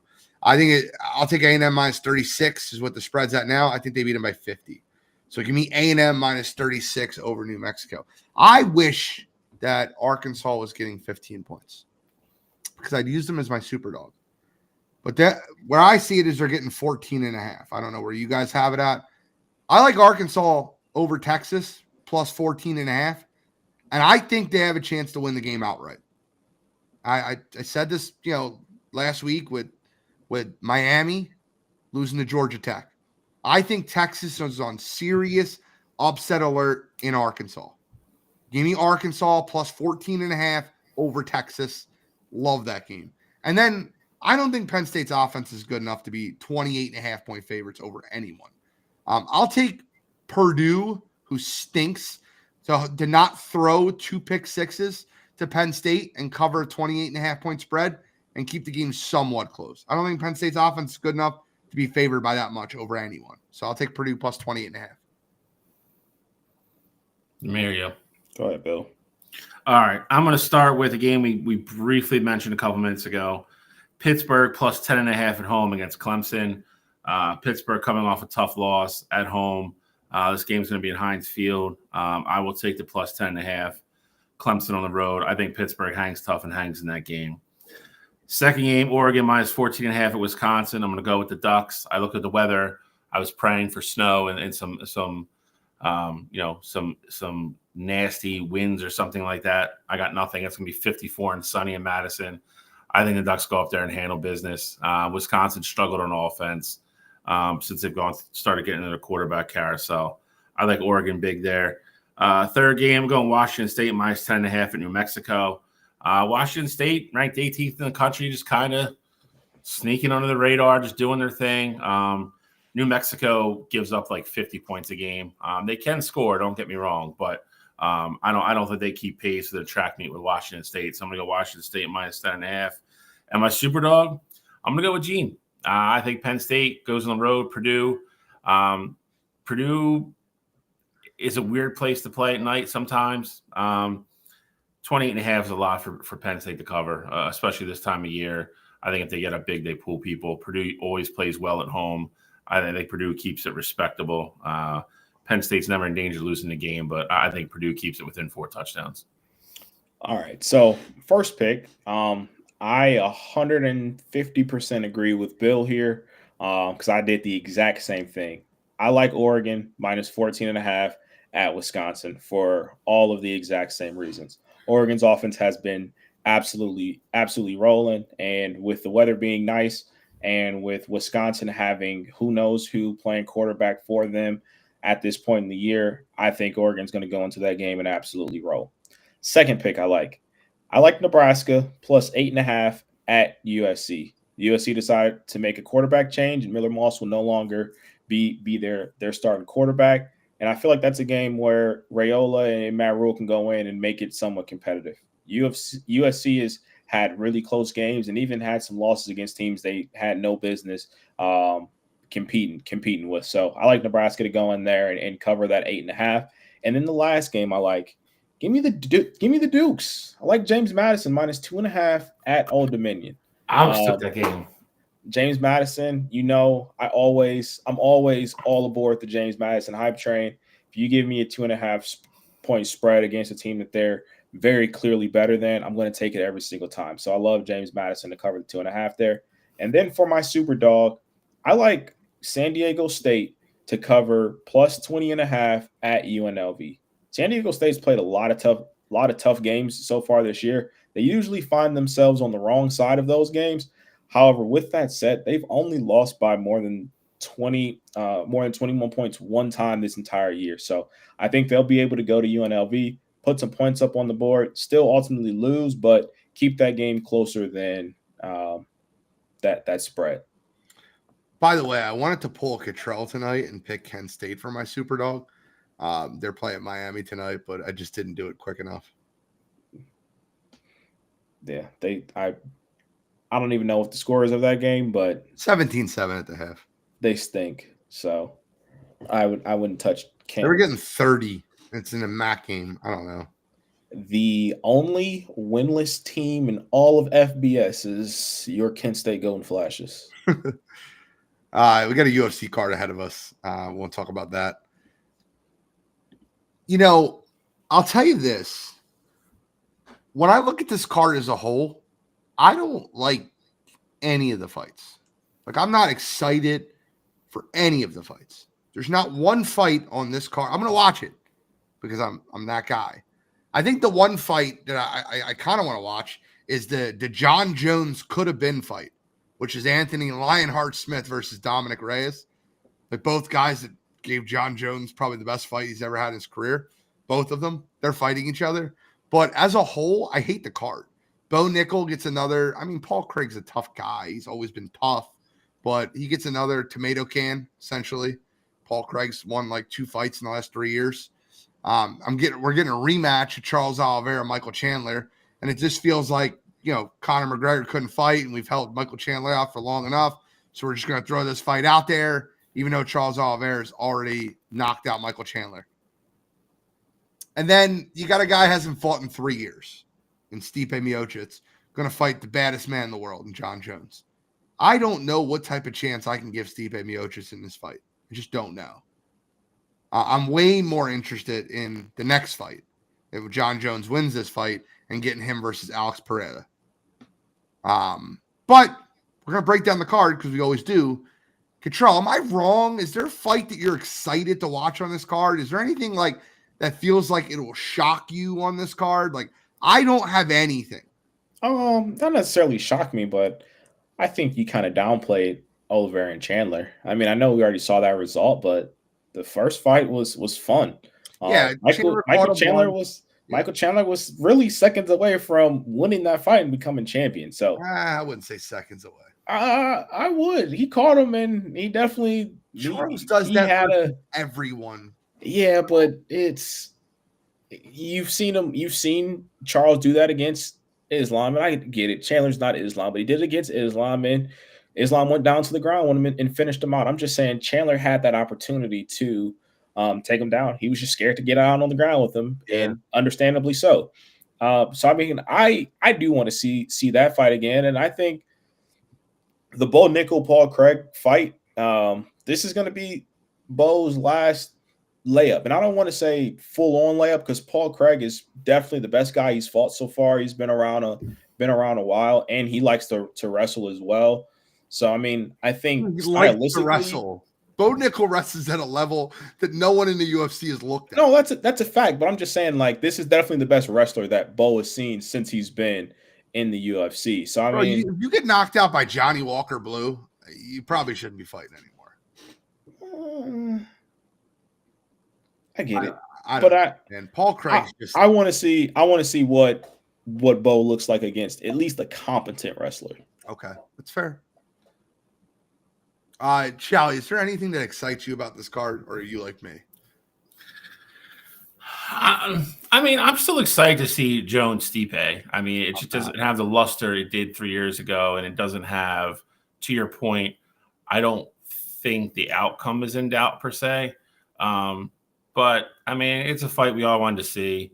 I'm not super excited about Oliveira Chandler because I think that is an easy fight to pick too. Bo Nickel, again, I agree with Cottrell. I think this is kind of his last, for lack of a term, warm-up fight. I think this card is going to get a lot of love because there's a lot of big names on it, not necessarily a lot of great fights. Yeah. So in that aspect, I do agree with you. But a lot of people are going to tune in to see John. So it's a pay-per-view that'll probably sell well. I wouldn't be surprised if if you had to pick all these fights to win money. I think a lot of these fights are really easy to pick. I feel like a lot of people would make a lot of money. I think that if you went the main event favorite parlay, you'd win money. Just the main event, the whole main event, picked every favorite to win. I think every one of them wins. The closest one on the main event is Oliveira Chandler. I don't know. Yeah. You're probably not wrong. I think Charles submits Michael this time. I think Michael tries to go down after he hits him, and I think Charles wraps him up and subs him. That's where I see that fight going. So I'll pick Charles by second round submission. I'll go the same way, but I'll go third round. I actually think it goes a little bit deeper this time. I do like ultimately I do like the submission route, but I'll go 4th round. I think Michael Chandler, I think he hangs in there. Okay. And then I have John by first round knockout over Stipe. I think he catches him, and I think the fight ends quick. I don't think Stipe's in any shape to be getting in the ring with John Jones. I could be wrong. I could be completely missing the boat here. But the last time Stipe Miocic got in a ring, he just didn't look the way I'd expect him to look. And then, Francis Ngannou just stopped him so easily. I think that John's a lot better than Francis, and I think that John stops him early. I think that's a little loaded. I mean, I think Stipe looked good against Francis until he got knocked into oblivion. Decapitated. Yeah. I think John he's a big styles makes fights kind of guy. And I think he was very aggressive against Cyril Gane because he knew that advantage. But I think with Stipe having as long of a layoff as he does, and him also being the similar build, like just tall, lanky fighter that can pick you off with striking. I think it goes a little bit later than what you saw in that Cyril Gane fight. I'm going 3rd round submission for John, though. I think ultimately he's going to realize that the strength and his major advantage in this one is getting this fight to the ground. And I think he puts Stipe in a compromised position, and he ultimately cements him. What's the over-under on the round on that one? I don't know. I can take a look. I will say this. Shout out to our guy, Francis Ngannou. Just a couple weeks ago, became the PFL champion. How have the mighty have fallen? Yawn. He beat a guy in Renan Ferreira, if you don't remember. He was on The Ultimate Fighter. I don't know. Oh, my God. 2.5. 4 rounds. 2.5. Yeah, there we go. Over plus 114, under minus 144. I'll take the under, and I think John wins. Yeah, I think John, just being as technical as he is, I almost think this fight gets a little out of hand to the point where I think he just stays on the outside if he wants to and just literally picks him apart and just smashes him for a couple rounds. Stipe's a tough ass dude. He's not just going to go away, but at some point it could get to the point where somebody's just got to, have some common sense. I mean, like, we don't need to watch this anymore. I'm really excited to see what happens after this fight, and we'll talk about that next week with John versus Alex. John basically said in an interview recently, he's like, I'll fight Alex or I'll retire. I'm not getting into any more fights. Yeah, he does not want to fight Aspinall at all. No. He said he's not making his career for him, which I thought was funny.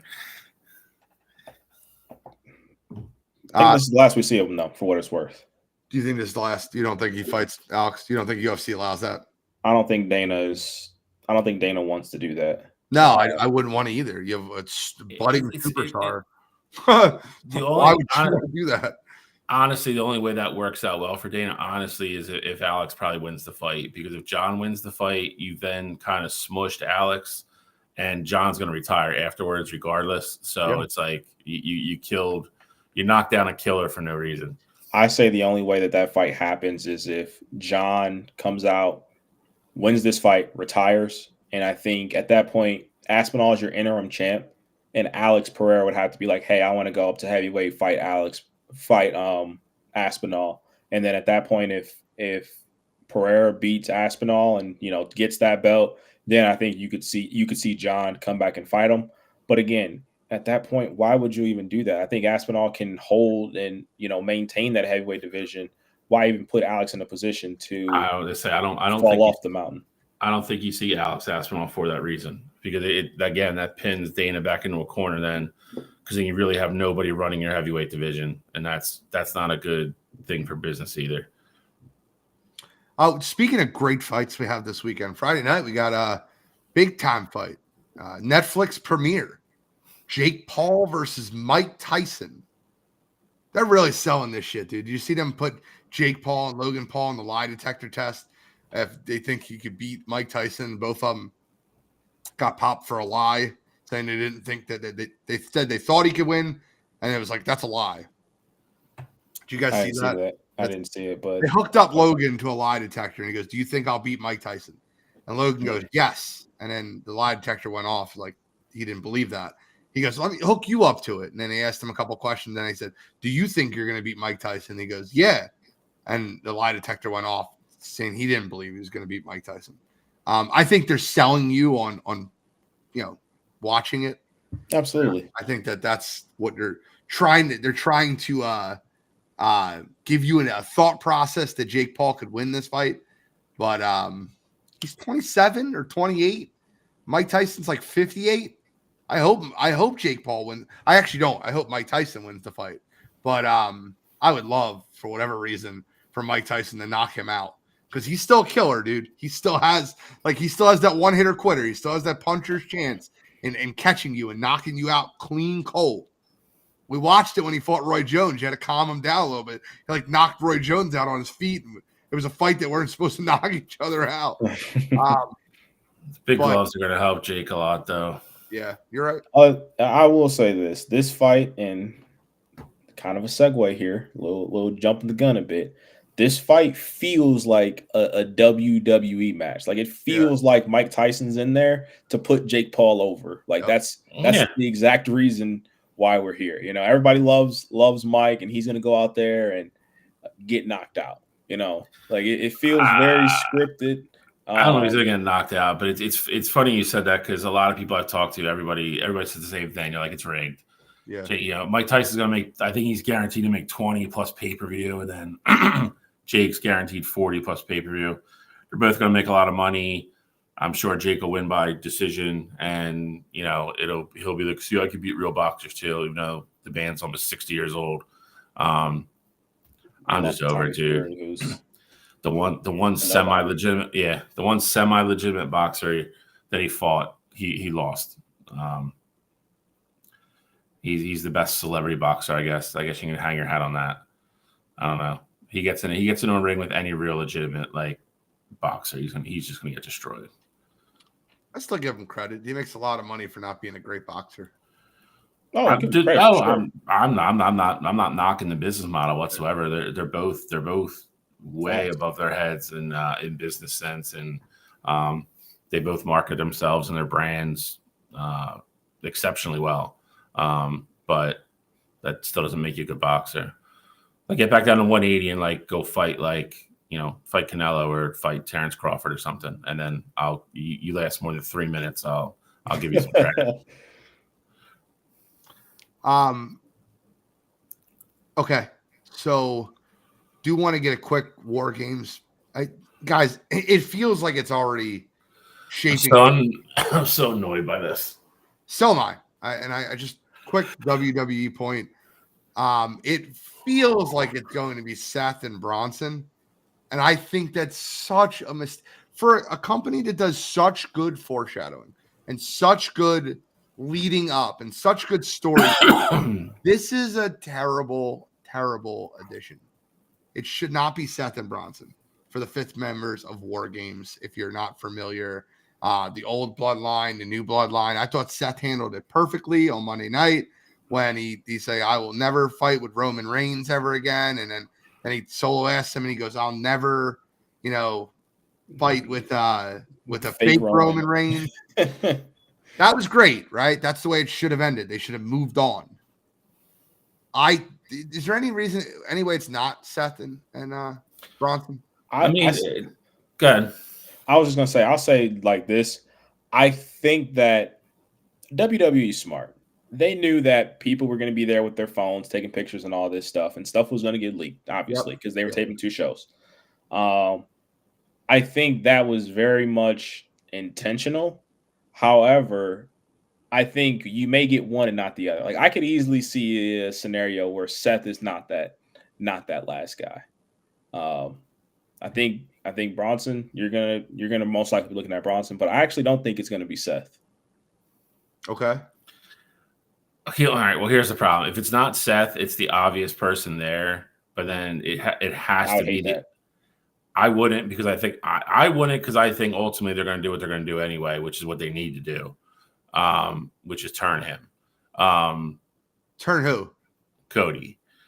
Okay. But if it's not Rock on the other side, then it's completely pointless. Correct. So it could be Cody, Kevin, and I don't think that makes sense. I don't like that. Yeah, It doesn't Kevin's make any already sense got because Kevin is just Kevin's deep in that storyline with Randy. Yeah. Well, it's because of Cody. I get it, but it's just Kevin outside of this one-off match though, Kevin's not going to bring anything to this storyline whatsoever. Where Cody and The Rock both are going to be in the middle of it all the way through WrestleMania. Cody and Rock still don't make sense to me either. If they could get Cody and Rock, that's exactly what they would do. I don't think they can get Rock, so Cody doesn't make sense. I think there's a lot of guys that you could have fit in that role, and I don't think that any of these guys make sense. Agree. If it's not Cody Rock, then I'd rather have it be 4-on-4. I don't think Moxley is out of his contract. I don't think he just re-signed a new one, and he has Tony Khan's given him complete creative control over his character. He's not going to be there in that pay-per-view. I just think that the whole story with Seth and Roman has been such great.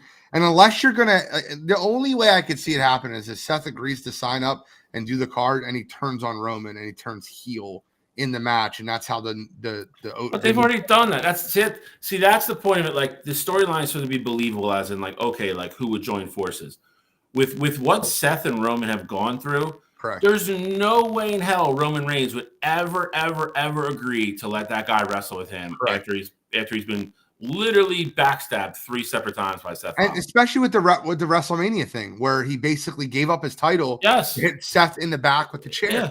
Exactly. There's no way that makes any logical sense.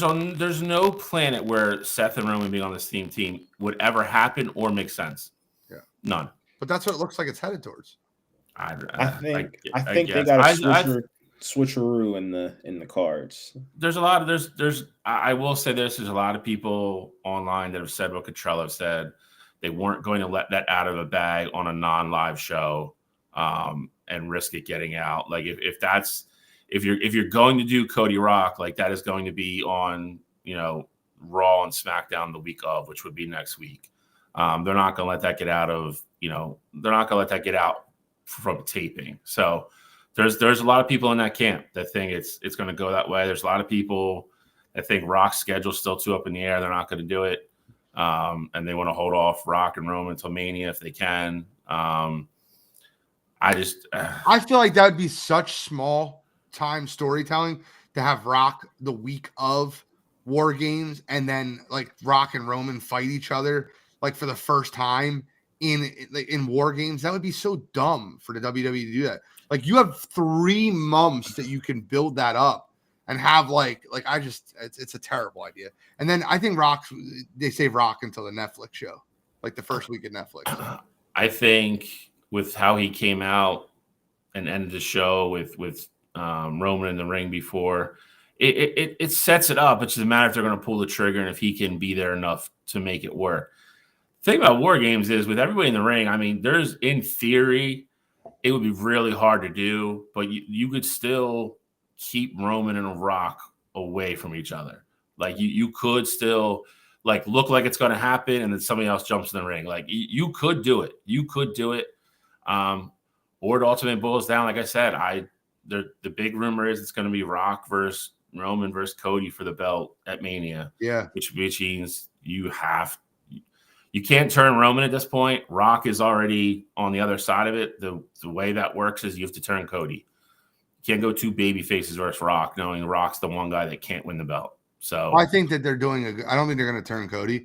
I think what they're doing right now is I think it's really intelligent. Is they're keeping Roman as not a face and not a heel. They're basically keeping him being an in-betweener. Now the fans love him so much that he is a face. He's a face though. No, but he tries to act like correct. A heel, at times though. It is, and that's more because of the storyline. But again, if you look how they book him, they're booking him as a face right now. So he took the pin, he to the bad guys. He's being booked as an uber face right now. Yeah, and they got to do something with Cody. Cody. I don't care what anybody says. I love Cody. I think he's been great for the company. He's getting stale. It's getting stale, and it's getting stale quick. And we're still 5 months away from Mania almost. Like they're going to have to do something. Do you think any shot Brock Lesnar is included in War Games? No. No, not in that match anyway. I don't know what other match he would come out for. He's not going to come out for put it in. I think you got a better chance of CM Punk joining them for the Paul Heyman thing. That's kind of where my mind was at. Like they get Brock to come back for that. I mean, thing. The whole no one's talking about Brock right now. Obviously, we know what happened. The whole, him, McMahon, the whole lawsuit, all that stuff that happened. But I mean, it's so WWE to keep something like that under wraps, literally until they'd have to do a lot to surpass last year's War Games with Punk coming back and Orton coming back. I don't think they're going to, but we'll see. Let's get into You Got to Be Kidding Me. We'll keep the conversation light. All right, so this week for me, I'm going to a school that we touched on a bit earlier. I'm going to Georgia, and I am specifically going to Kirby Smart. So for you guys that don't know, there was a video that surfaced after Ole Miss beat Georgia, and there was a player, Jake Pope. He was seen on video celebrating with Ole Miss players and their fans.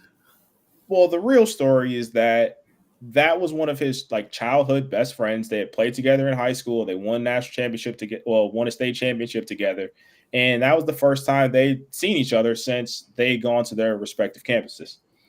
Kirby Smart decides to go to the press conference afterwards. When asked about it, Kirby Smart said about Jake Pope, he said, "What an idiot." And then to paraphrase, said, he has to be smarter than that. But ultimately, my focus is on Tennessee. I'm not even worried about this nonsense.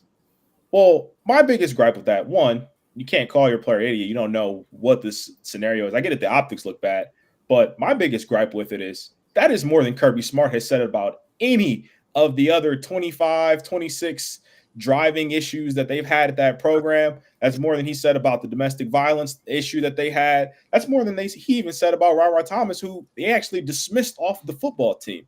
So for you to think a kid, celebrating with one of his friends makes him an idiot in that moment, I get it. The game is important. The game is supposed to matter. But ultimately, why does that look bad, Kirby? It looks bad because you lost. It looks bad because Georgia didn't look prepared. So for me this week, Kirby Smart, for you to have the gall to say this kid, Jake Pope's an idiot for, being happy to see one of his childhood friends, but you're quiet as a church mouse when it comes to DUIs and, kids dying from automobile accidents and domestic violence disputes and things like that. This week for me, Kirby Smart. Come on, you gotta be kidding. Charlie. I don't got one. I had a crazy week. Nobody pissed me off enough. I was too busy to get mad. It's funny. I really wish someone would have took Jedrick Wills, but it's fine. Business decision not to play. Now, I get it. He was not healthy, but that's a really crappy. Should have said it. Dumb comment, but I won't. I can't use that because I have something else. Do you have the video? Absolutely. All right. Want to preface this video by saying that I really like Colin Cowherd. I do. I enjoy watching him. I think he's entertaining. You cannot cover the NFL and not know something as simple as this.